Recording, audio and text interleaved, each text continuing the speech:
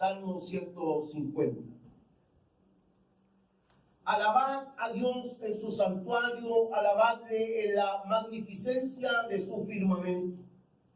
Alabadle por sus proezas, alabadle conforme a la muchedumbre de su grandeza. Alabadle a son de bocina, alabadle con salterio y arpa, alabadle con pandero y danza, alabadle con címbalos resonantes, alabadle con címbalos de júbilo, todo lo que respira. Alabe a Jehová. Señor, gracias te damos por esta tu palabra. Permite, Señor, que hoy día, como cada domingo, Señor, tu palabra vuelva a cobrar vida en nuestro corazón. Señor, esta palabra que tú diste, Señor, hace tantos siglos atrás a tus hijos, Señor. Esta misma palabra hoy, Señor, en nosotros vuelve a cobrar una dinámica especial en nuestra vida. Señor, permite que tu Espíritu Santo esta tarde haga que esta palabra vuelva en nosotros a cobrar sentido, a tomar cuerpo, a hacerse vida en cada uno de nosotros. Para que de esta manera, como iglesia, como comunidad, como creyentes, Señor, podamos ser bendecidos, edificados por tu palabra. Auxíliame, Señor, para predicar a tu iglesia, a tus hijos, para que ellos también, Señor, se puedan sumar a la comprensión de este texto y con eso también puedan ser edificados y bendecidos por medio de tu Espíritu. En el nombre de Jesús. Amén. Amén. Muchas gracias.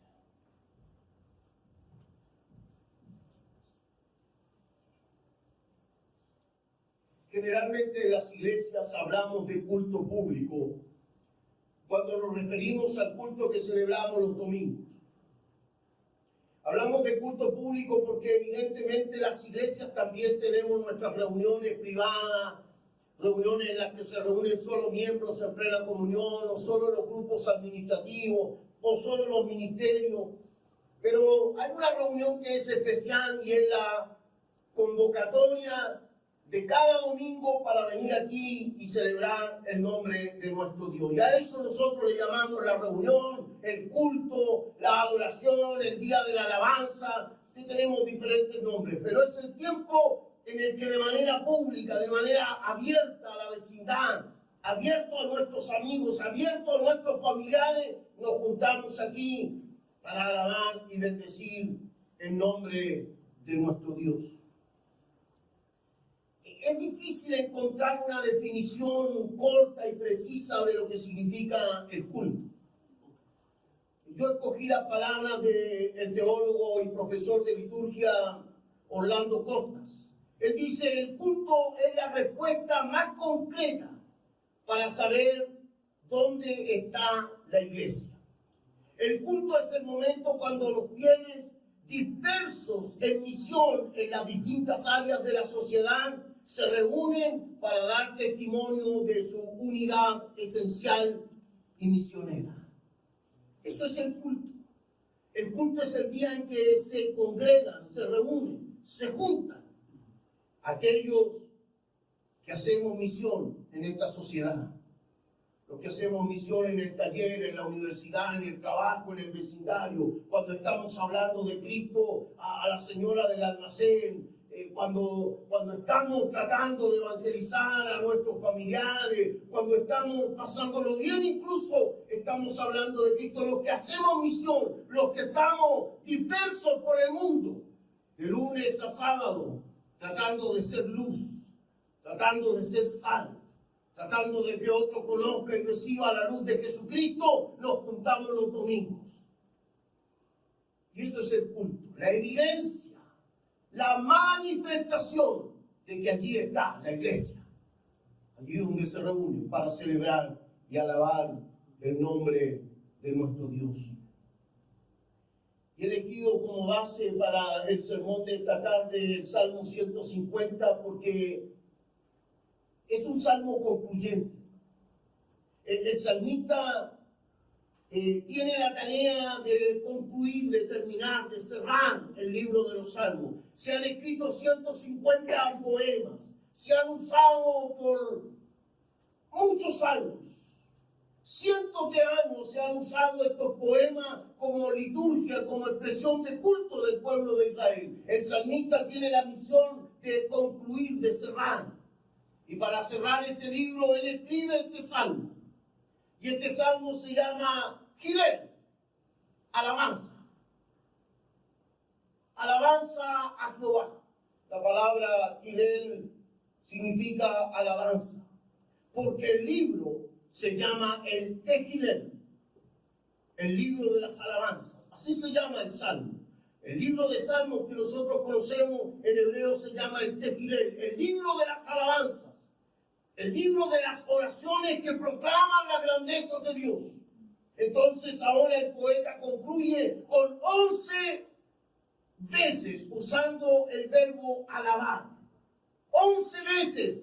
En el pequeño Salmo 150, 11 veces el escritor, el poeta, dice que Dios debe ser alabado. En este Salmo encontramos 4 principios que una iglesia debería entender, conservar, mantener en su vida, en su historia como iglesia. 4 grandes principios. Que son, ¿dónde? ¿Por qué? ¿Cómo? ¿Y quiénes? ¿Se lo puede aprender de memoria? ¿Dónde? ¿Por qué? ¿Cómo? ¿Y quiénes? ¿Dónde alabarlo? Dice el Salmo 150. ¿Por qué hay que alabarlo? ¿Cómo hay que alabarlo? ¿Y quiénes son los que tienen que alabar? Aleluya. Lo primero que el salmista destaca es eso: alabar a Dios en su santuario. La verdad es que cuando uno piensa en el pueblo de Israel y en el santuario, lo que encontramos en Éxodo capítulo 25 es a Dios mismo hablando con Israel, hablando con su pueblo, diciéndole textualmente, mire qué interesante, Dios diciéndole a Israel, Moisés, dile a mi pueblo que construya un tabernáculo, porque yo, Jehová, quiero habitar con ellos. Eso significa la palabra en realidad tabernáculo o santuario en el hebreo, el Holel, es habitar, convivir, estar presente con. Y es curioso, hermano, y es interesante entender el primer concepto vertido en este salmo. El salmista dice alabar al Señor en su santuario, y luego con un paralelismo sintético, como tratando de agrandar la idea. El poeta dice alabarle en el firmamento. O sea, este es un Dios presente, hermano. El Dios que nosotros alabamos es un Dios presente. El Dios que nosotros alabamos es un Dios, mire, es un Dios terrible, hay que decirlo. Es un Dios tremendo, hermano. Es un Dios que cuando se reveló por primera vez hizo caer rayos, el monte del Sinaí temblaba, el pueblo estaba aterrado. Tenían tanto miedo que le dijeron a Moisés, Moisés, sube tú, anda tú y habla con Jehová porque nosotros vamos a perecer. Dice que quien se acercaba al monte de Jehová moría inmediatamente. Dice que la primera revelación de Jehová hizo temblar la tierra, rayos caían, se escuchaban unas especies de voces tremendas. El pueblo aterrado. Pero ahora ese mismo Dios le dice al pueblo, hagan una tienda, hagan una carpa, un edificio, porque yo, Jehová, el terrible, el grande, el poderoso, al cual nadie se puede sujetar, quiero morar con ustedes. Y cuando nosotros entendemos desde el punto de vista de una teología sana, lo que significa, hermano, la alabanza, lo que significa el culto, lo que significa la adoración, para ser justos con lo que enseña la palabra del Señor, la Biblia dice que Dios ya no habita en templo hecho por mano de hombre. Y tenemos que ser justos con la teología bíblica, hermano. No existe un templo especial, no existe un edificio especial, no existe un lugar especial donde Él esté. Porque ahora la morada de Dios, según Juan capítulo 1, ha venido a ser la propia persona de Jesucristo. Y la propia persona de Jesucristo encarnado en cada uno de nosotros se ha hecho vida y se ha hecho morada de Dios entre nosotros. Por lo tanto, hermanos, cuando la iglesia se junta, cuando la iglesia se reúne, lo que se congrega allí es la potencialidad. Escuche bien, es la potencialidad de la presencia misma del Dios Todopoderoso. Aleluya, ¿entiende eso? Cuando nosotros convocamos a los hermanos cada domingo para venir aquí a adorar al Señor, y cuando los hermanos comienzan a juntarse, y cuando la iglesia comienza a crecer, y cuando nos empezamos a reunir, y cuando empezamos a alabar, y cuando empezamos a adorar, lo que está ocurriendo es que la presencia de Dios está extendiendo toda su potencia en medio de nosotros. Entonces el primer principio que debemos aprender como iglesia es que una iglesia que alaba a Dios de corazón es una iglesia que cuenta con la presencia del Todopoderoso en medio de ellos. ¿Cuántos dicen amén a eso? Amén. Aleluya. Entonces ese es el primer principio que nos quiere enseñar. El tabernáculo de Dios se extiende sobre nosotros. La presencia de Dios se extiende en medio de nosotros, hermano. Cuando la iglesia le alaba, cuando la iglesia abre su boca, cuando cada uno de nosotros se expresa con sus labios lo que Dios es, lo que Dios significa, es la presencia de Dios, hermano, extendiéndose en medio de su pueblo, haciéndose presente. Cuando la iglesia se reúne para alabarlo, hermano, lo que está ocurriendo es que se está generando un testimonio público de que el Dios Todopoderoso ha hecho posible relacionarse con los seres humanos.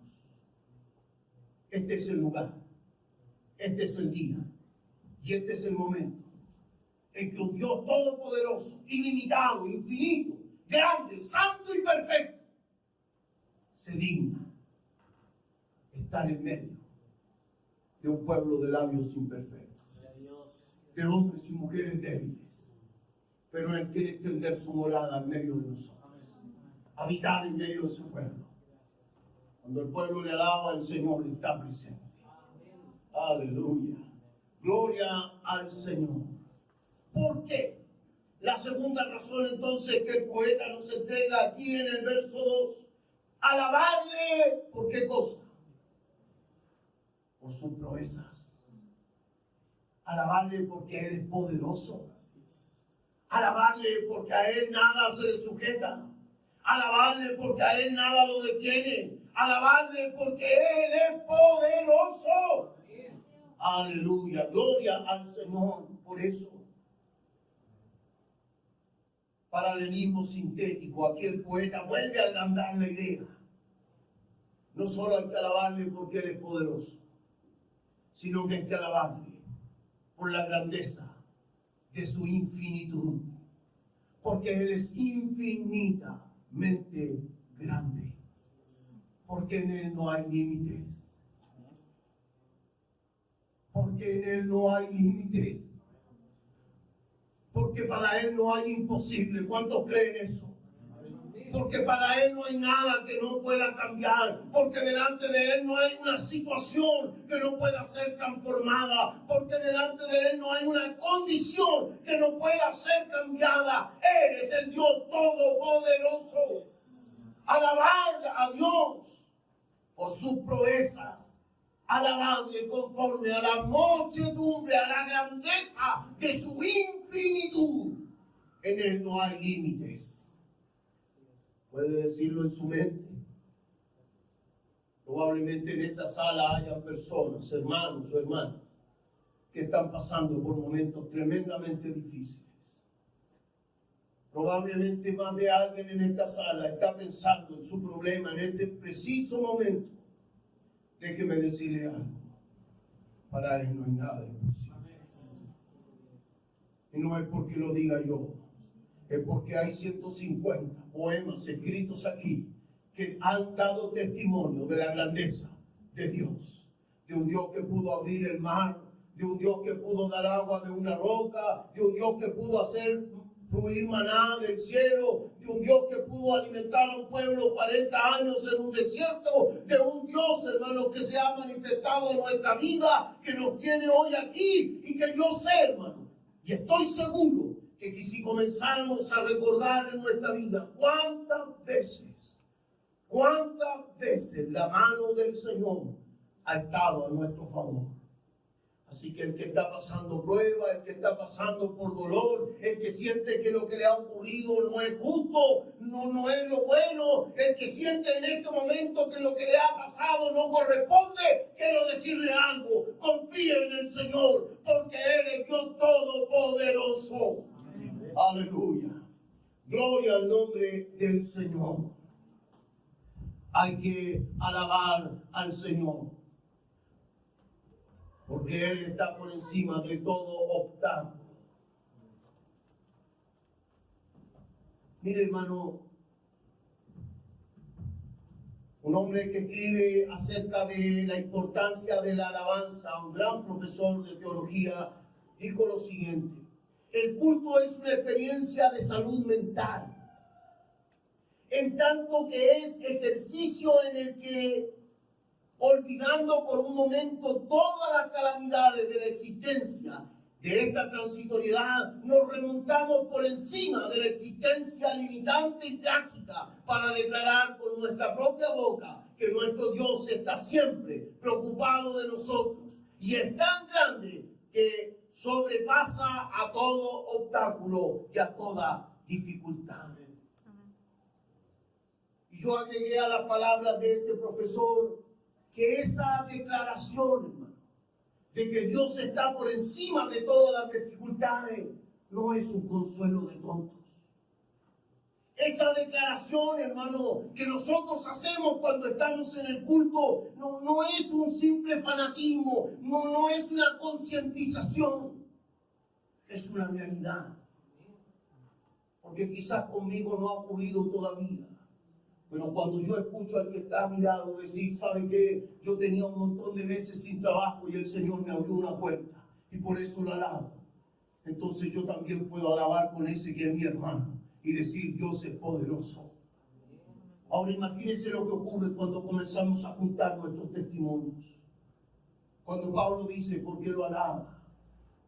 Cuando Francesca, cuando María Paz confiesa con sus labios, Señor, te alabo, porque ayer ocurrió tal cosa y ahí estuvo tu mano, y nosotros comenzamos a escuchar. Entonces también nosotros podemos confesar con nuestra boca que el Dios que creemos es un Dios todopoderoso. Y al que todavía no le ha ocurrido nada, también puede decir, Señor, yo también creo que eres poderoso, porque mañana o pasado algo va a ocurrir y tú me vas a sorprender con tu amor y con tu grandeza. Aleluya, gloria al Señor por eso. Bendito y alabado sea nuestro Dios. ¿Cómo debemos alabar? ¿Cómo debemos alabar? Según el salmista en esta conclusión, dice que debemos alabarle con bocinas, con arpas, con danza, con flauta, con címbalos resonantes, con címbalos de júbilo. Mire, cuando uno examina, hermano, esta lista de instrumentos que hay aquí, no son instrumentos sagrados. No se trata de una lista de instrumentos dedicados solamente al culto de Dios. No. Se trata de pitos y flautas, como diría alguien por ahí. Se trata de pitos y flautas comunes y corrientes que los campesinos tocaban para entretenerse, para hacer su fiesta. Estas liras que eran una rama de árbol curvada con una cuerda de tripa de animal tensada, que daban algunos sonidos y ellos las tocaban y eran sus instrumentos de diversión. Y el salmista lo que está diciendo aquí es que cuando nosotros venimos a alabar al Señor, venimos para gozarnos, para alegrarnos. Yo sé que este concepto es un poco controversial. Hay quienes piensan que el culto, hermano, tiene que ser tan ceremonioso. Yo debo hacer un paréntesis. Ustedes saben que yo soy el más fome de esta congregación. No tengo yo ese pegamento, ¿cierto?, de tantos colgorios y tanta alegría, lo reconozco. Algunos conocen las razones, además. Pero tengo que ser fiel al texto. Y el texto dice aquí que cuando nosotros venimos y nos juntamos para gozarnos. ¿Cuántos vinieron a gozarse hoy día? Amén. Aleluya. Entonces, lo que el salmista está tratando de decirnos es que entendamos que cuando la iglesia se junta en la presencia del Señor, hermano, no es para aburrirse, no es para pasarlo mal. No, hermano, no podemos estar así. No podemos amargarnos, hermano, cuando estamos aquí. Mire, aunque los equipos fallen, aunque se rompa el gnomo, aunque se devuelva el vaso, mire, pase lo que pase, los domingos llegamos a este lugar para gozarnos en su presencia. Aleluya. Pero usted sabe lo que es gozarse. Porque hay una diferencia entre sentir gozo y sentir placer. No se me confunda. Y esto es teológico, hermano. No piensen. Esto es teológico. Hay una diferencia entre el placer y el gozo. Y yo quiero que esta iglesia lo aprenda porque tenemos que aprender a gozarnos en la presencia del Señor. Amén. A lo mejor no vamos a tener mucho placer, pero nos vamos a gozar, porque son cosas distintas. Voy con la explicación. Placer. El placer, y esto lo dicen los psiquiatras, los psicólogos, los entendidos, el placer es una sensación y una autosatisfacción que está enmarcada en el yo personal. O sea, el placer es egoísta, es un sentimiento egoísta. Porque el placer, no me escuche bien, el placer es la repetición de un acto que a mí en particular me gusta y me produce placer. O sea, es mi yo. Yo quiero esto, a mí me gusta, yo quiero que sea de esta manera porque me produce placer a mí. Ese es el placer. El niño pide helado de fresa y siempre que le ofrecemos helado, ¿qué dice? Helado de fresa. ¿Por qué? Porque él ya tiene un hábito adquirido. Él sabe que el sabor a fresa le produce placer. Y siempre quiere helado de fresa. Fíjese que el placer es repetitivo. Y cuando una iglesia, yo le dije que esto era teológico. Cuando una iglesia, hermano, empieza a sentir placer en el culto, lo que está haciendo es comenzando a construir una religiosidad. Porque solo se tiene que hacer lo que le produce placer. Aquí se canta lo que a mí me gusta. Aquí se hace lo que yo digo. Aquí se hace lo que el pastor manda. Eso no está bien, hermano. Y eso no es lo que quiere Dios. Lo que quiere Dios no es que sintamos placer en el culto. No es que sintamos lo que a mí me gusta sentir, sino que lo que Dios quiere es que sintamos gozo. Voy con la explicación. ¿Qué es el gozo? El gozo se acerca, escuche bien, tiene que aprenderse esta cuestión. El gozo se acerca a lo impensado, algo que no está preparado, lo que no figura en el catálogo cultural. El gozo es sorpresa. El gozo es algo nuevo, es enriquecedor, indescriptible, inédito. Requiere de dejarse desequilibrar. Un arrojo a la existencia. Es la dimensión de lo extraordinario. ¿Se lo aprendió? Se lo voy a repetir. ¿Cuál es la diferencia entre el placer y el gozo? que el placer es algo repetitivo y que solo me gusta a mí, por eso lo hago porque me gusta. Pero el gozo es algo distinto. El gozo es lo impensado. ¿Usted ha venido al culto alguna vez como a la aventura? Señor, lo que tú quieras. Dígame si eso no nos hace gozar cuando el Señor de alguna manera nos sorprende. Y cuando yo no traigo ni pañuelo, hermano, me vienen unas ganas de llorar en la presencia del Señor. Y Él me sorprende. Eso es gozo. Es lo impensado. Es aquello que no está planificado. Es un arrojo a la existencia. Yo voy y que Él haga como a Él le plazca. No es lo que yo quiero, no es lo que yo deseo, no es mi placer. Es que yo vine aquí para alabar al Señor y cuando estaba en su presencia, Él, aleluya, tocó mi vida y Él probablemente me hizo hacer cosas que nunca hubiera hecho, me hizo actuar de una manera que nunca hubiera actuado, yo nunca hubiera llorado en público, yo nunca hubiera saltado, nunca hubiera gritado, pero Él me sorprendió porque cuando estaba en su presencia me gocé delante de Él, aleluya. Gloria al Señor. Es un sermón para una iglesia crecida, una iglesia madura. Aquí no venimos a hacer lo que nos da placer.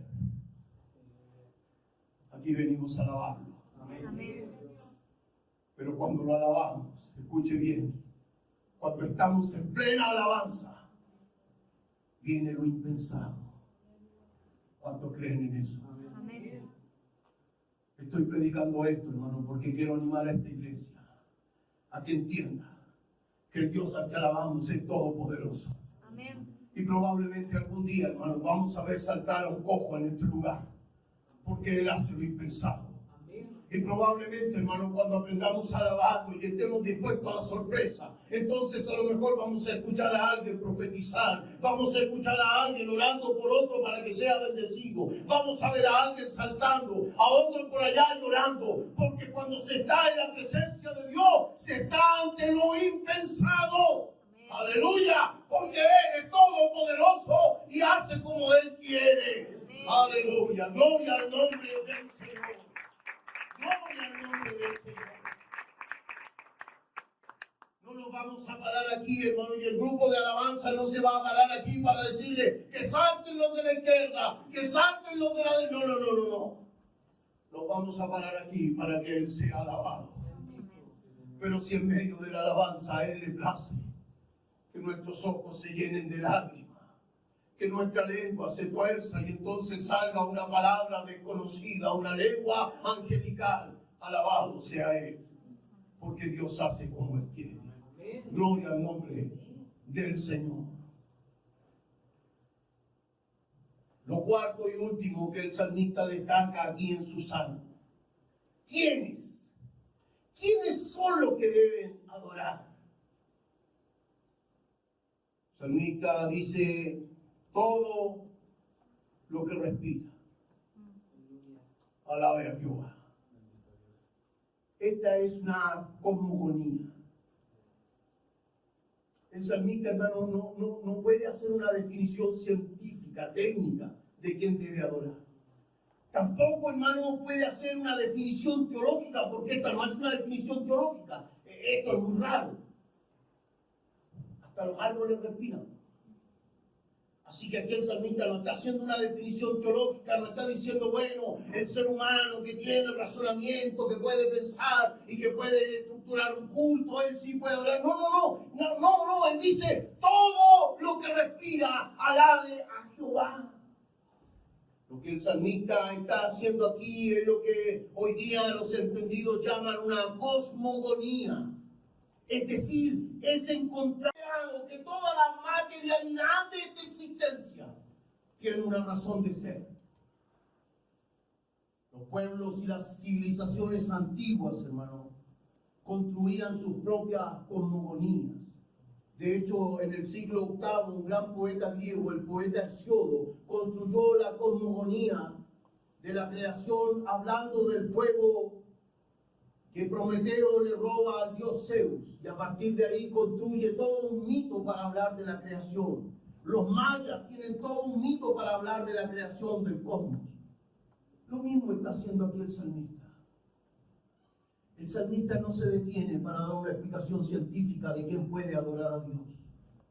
Tampoco se detiene para dar una explicación teológica.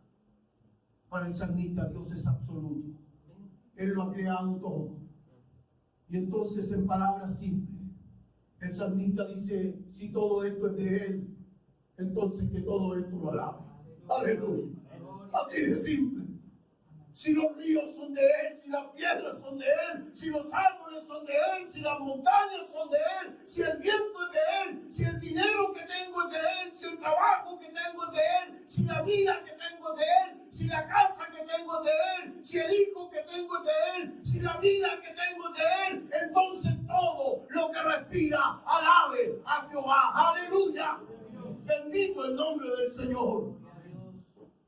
¿Quién se puede detener? ¿Quién podría no alabar al Señor en su presencia? Por lo tanto, lo que el salmista está haciendo aquí es el uso de la imaginación. Mire qué interesante. El salmista no está haciendo una definición, hermano, ni técnica, ni científica, está usando su imaginación solamente. Desde lo que él se imagina. ¿Por qué resulta interesante la imaginación en la relación con Dios? Esto también es importante que lo entendamos. Porque la imaginación no es otra cosa, hermano, que la resistencia a la realidad, que conlleva a la sospecha. Esto es otra cosa que se tiene que aprender de memoria. Que conlleva a la sospecha, alimentada por la ilusión de que los límites de lo posible son muchos más amplios que los límites de lo real. Se lo repito. Mire, el salmista usó la imaginación para definir que debía alabar a Jehová. Todo lo que respira, lo que está haciendo el salmista es una invitación a usted, hermano, y a mí, a que usemos nuestra imaginación para alabarle. Interesante, porque la imaginación no es otra cosa que una resistencia a la realidad. ¿Qué es lo que me dice mi realidad hoy día que estoy en el culto? Que me van a faltar lucas para terminar el mes, que seguramente viene una fiesta de 5 días en que voy a gastar tanto, que todavía no encuentro pega, que pucha que me duele la rodilla, que tengo problemas con la pierna, con la pierna me refiero a la pierna, que tengo problemas en la casa, que tengo problemas con el auto, que tengo problemas con la señora, bueno, no sé, pero que tengo problemas. Probablemente mi realidad me está diciendo que mañana es oscuro, que mañana es fatal, que mañana es horrible. Pero cuando yo estoy aquí en la presencia del Todopoderoso, puedo remontarme por encima de las dificultades de mi existencia y usar mi imaginación para pensar que Él puede. No sé cómo, pero Él puede. No sé cómo lo va a hacer, pero Él puede. Y entonces mi imaginación puede dar lugar a que los límites de esta realidad, hermano, no son posibles delante de Dios, porque Él es el Dios de lo imposible. Y yo me puedo imaginar lo que quiera delante de Dios y puedo en ese momento de intimidad, escuche bien, yo puedo en ese momento de intimidad dejar correr mi imaginación y comenzar a correr los límites de la realidad para darle lugar al Dios Todopoderoso que pueda hacer lo imposible en mi vida. Aleluya.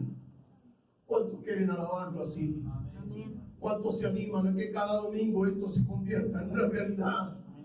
No importa.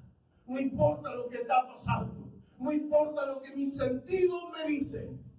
Pero yo voy a estar en el culto y voy a usar mi imaginación para pensar que los límites de esta realidad se pueden correr hasta lo imposible. Porque el Dios que yo adoro es el Dios de lo imposible. Aleluya. Cierre sus ojos. Oh, bendito Jesús. Oh, bendito Señor. Te alabamos, Señor, esta tarde. Te alabamos, Señor. Probablemente, Señor, probablemente muchos de los que estamos en esta sala este día, estamos sintiendo que nuestra realidad nos ahoga, que nuestra realidad, Señor, es fatal, que nuestra realidad nos oprime, que nuestra realidad nos aplasta. Señor, probablemente hay gente en esta sala, algunos de mis hermanos, de mis amigos, pensando, Señor, que lo que le ha ocurrido es terrible. Pero cuando miramos a este Dios de lo imposible, cuando la música empieza a sonar en el culto, Señor, y yo puedo decir que tú eres Dios todopoderoso. Aleluya. Esta realidad puede cambiar, Señor. Cuando yo te alabo, Señor, esta realidad puede cambiar. Porque tú eres un Dios que está más allá de los límites de la realidad. Más allá de los límites de nuestra existencia trágica. Tú eres el Dios de lo imposible, Señor. Tú eres el Dios de milagros. Tú eres el Dios de proeza. Tú eres el Dios que todo lo puede hacer. Todo se rinde a ti, Señor. Te alabamos, Señor. Te alabamos, Señor. Aleluya. Te alabamos, Señor. Gracias, Jesús. ¿Cuántos se pueden poner en pie? ¿Cuántos hoy día están dispuestos a alabarme? A correr esos límites delante de Dios.